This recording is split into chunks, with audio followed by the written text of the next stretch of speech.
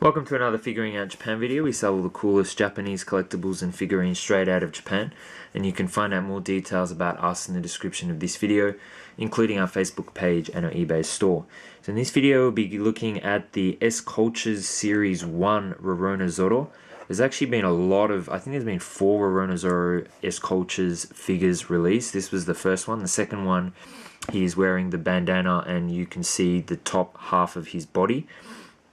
And the swords are kind of vertical rather than horizontal. Then we had SCultures Series 3, which is where he's got his eye sort of cut. It's later in the series, and he's kind of drawing his sword out. And then the last one we had last year in 2015, which is when he was sort of finishing his downward swing.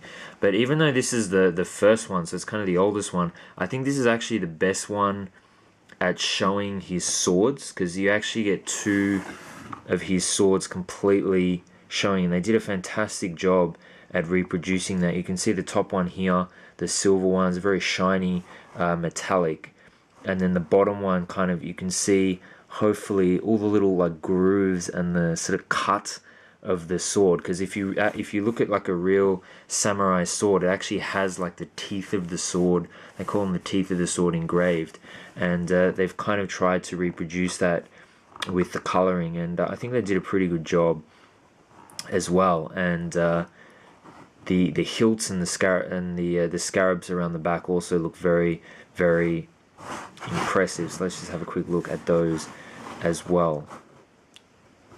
So you can see the 3 different scarabs at the back, and this is actually a piece that just fits into the bottom of it. So this is already like attached to his body, and then this is a piece with 3 of the swords that just attach in there, which is a really good idea, because I have another figure from Naruto.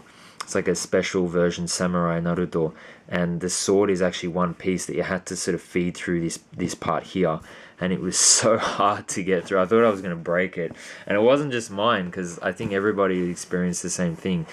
So it's nice that they actually did it that way.